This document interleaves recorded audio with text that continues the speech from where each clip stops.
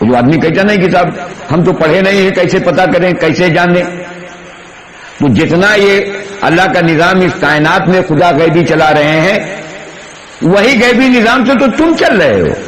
ہمارا حرکت کرنا، ہمارا دیکھنا، ہمارا بولنا، ہمارا سننا، یہ کون سا نظام کروا رہا ہے؟ ارے بولو تو.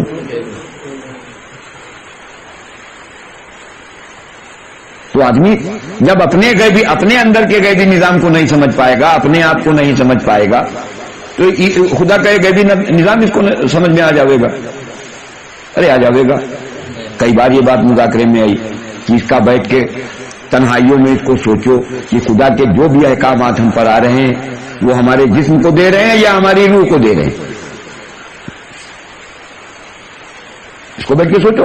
احکام کاہے پہ آتے ہیں؟ حال کاہے پہ آتے ہیں؟ ہر آنے والا حال پہلے آوے گا، حکم بعد میں. حال پہلے آوے گا، حکم بعد میں. ترتیب اللہ کی. حال پہلے، حکم. مکہ میں 13 سال حال پہلے، حکم ہائی نہیں، نمونہ بنانا ہے نا. تو حال پہلے، حکم. حال کاہے پہ آتا ہے؟ حکم کاہے پہ آتا ہے؟ وہ روح جس پہ حکم آیا نماز کے قائم کرنے کا، وہ روح جس پہ حکم آیا وضو کرنے کا، اسی روح کا اللہ کے سامنے ہم آ رہے ہیں، اس کے سامنے کھڑے ہونے جا رہے ہیں، اسی کا خیال نہیں. تو خدا ایسے غافل آدمی کو اپنا دھیان دیں گے؟ خود بیٹھ کے سوچو.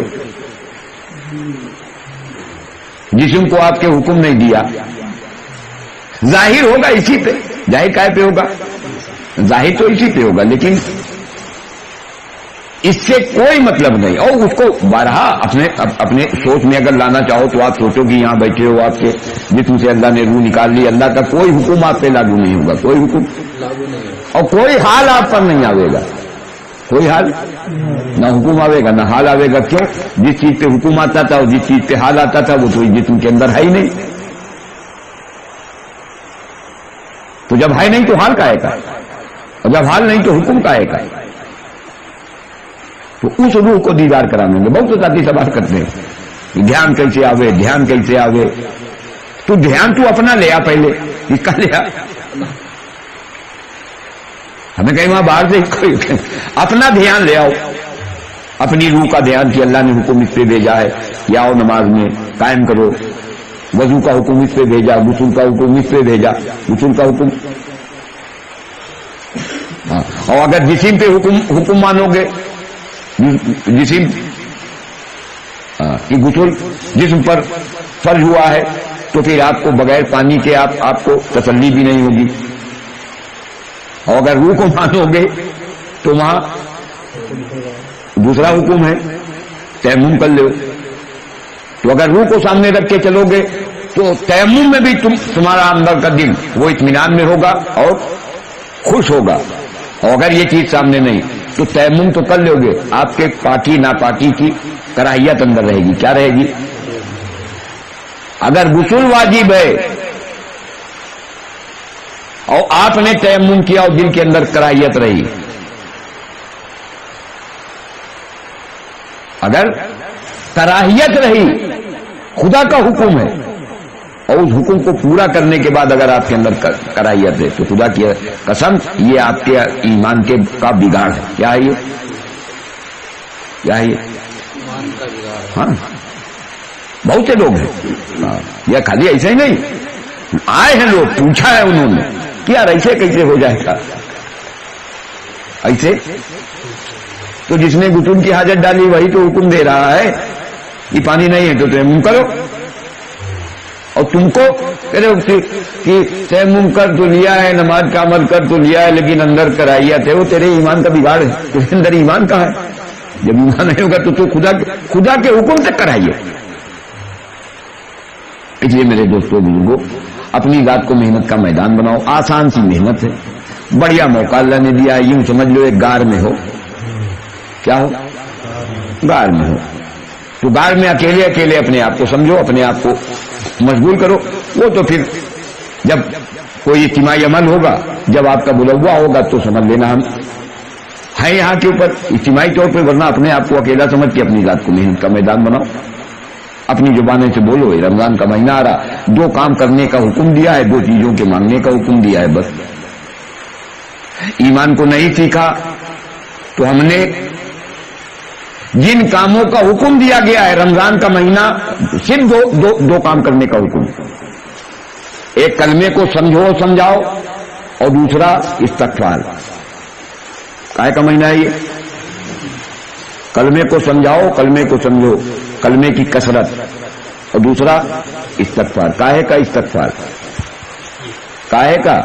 ترتیب ہماری چھوٹی نہیں، دست ہمارے چھوٹے نہیں، سہ روزہ چھوٹی نہیں، 2.5 گھنٹے چھوٹے نہیں، سب گزاری چھوٹی نہیں، نمازیں چھوٹی نہیں، مسواک چھوٹی نہیں،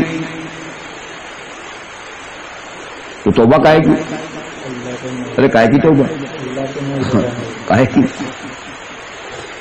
تو کائے کی توبہ کرے گا؟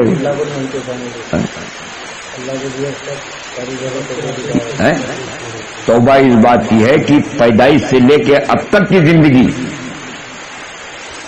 اس جسم کے اوپر پڑنے والے حالوں کو اللہ کے غیر سے ہم نے پورا کرایا ہے۔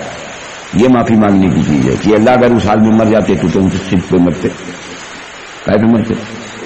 اس بات پہ توبہ ہے کہ اے اللہ بنایا تو نے، کھلا تو رہا، پلا تو رہا، پیدائش سے لے کے اتنی عمر ہو گئی، جب تو نے حال ڈالا ہے اے اللہ ہم تیرے غیر کی طرف گئے ہیں، اے اللہ معاف کر دے، اے اللہ معاف کر دے، اے اللہ معاف کر دے۔ یہ ہے معافی مانگنے کی چیز۔ اور کیا پہ معافی مانگو گے؟ یہ 2 کام کرنے کے بعد پھر فرمایا 2 چیزیں مانگو، ایک جہنم سے نجات اور جنت میں داخلہ، اس کی طرف۔ یہ 2 کام کرنے کے، ان 2 کاموں کو جو کرنے والے تھے ان کو پوری امت نے چھوڑ دیا۔ کیا کر دیا؟ پوری امت کو دیکھو گے آپ، یہ نمازوں میں، تلاوت میں، تسبیحات میں، قائم میں، کہاں عمومی طور پہ پوری دنیا میں اسی کا ماحول۔ اور جاہے کے لیے مہینہ دیا گیا تھا، جو حکم دیا گیا تھا وہ حکم آپ اٹھا کے دکھلاؤ، کہیں سے آپ اٹھا کے دکھلاؤ کہ جن عملوں کو آپ کر رہے ہو وہ اللہ نے کہا تھا کرو اس مہینے میں، کہاں سے لائے؟ امام الانبیاء کی سیرت سے دکھلاؤ۔ یا تو خوب نمازوں پہ لگایا جاتا ہے، کائے پہ لگایا جاتا ہے؟ خوب نمازیں، خوب تلاوت، خوب تسبیح، خوب کھلاؤ، خوب روزہ کھلواؤ، کیا کرواؤ؟ اور خوب دسترخوان کے اوپر بیٹھ کے خوب اپنی نفس کی خواہشوں کو پورا کرو۔ لاؤ دکھلاؤ، کہاں سے لائے ہو؟ اس سے تربیت ہوگی۔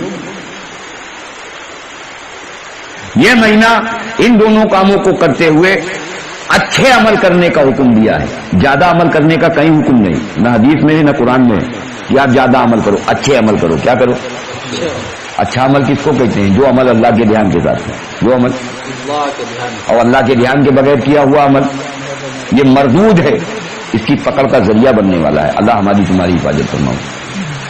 اس لیے اپنے آپ کو لاؤ، ان 2 کاموں پر لگاؤ۔ کائے پہ؟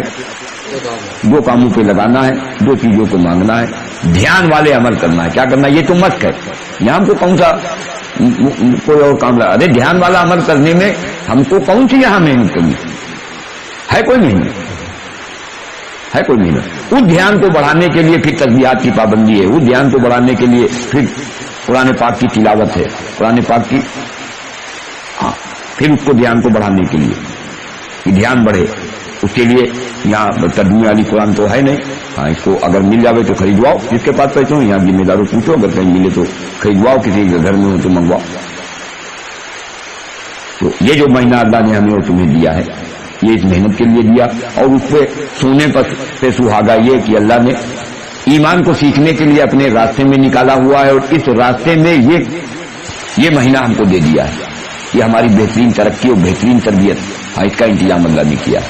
اس کے لیے نیتیں کرو، ارادے کرو کہ 1 منٹ کا وقت بھی ہم اپنا ضائع نہیں کریں گے، اور جن اعمال کے کرنے کا حکم دیا انہی کو کریں گے، اور جن چیزوں سے ہمارا کوئی واسطہ نہیں اس میں ہم اپنے آپ کو نہیں لگائیں گے، کریں گے اسے انشاءاللہ۔ اللہ ہمیں بھی اور آپ کو بھی جو کہا گیا، جو سنا گیا، اس پہ کہنے سننے سے زیادہ بڑوں کی منشا کے تحت بس اس پر جو محنت بتلائی ہے اس محنت کو کرنے کی توفیق عطا فرمائے۔ سبحان اللہ و بحمدہ، سبحانك اللهم وبحمدك نشهد ان لا اله الا انت نستغفرك ونتوب اليك سبحان ربك رب العزة عما يصفون وسلام على المرسلين والحمد لله رب العالمين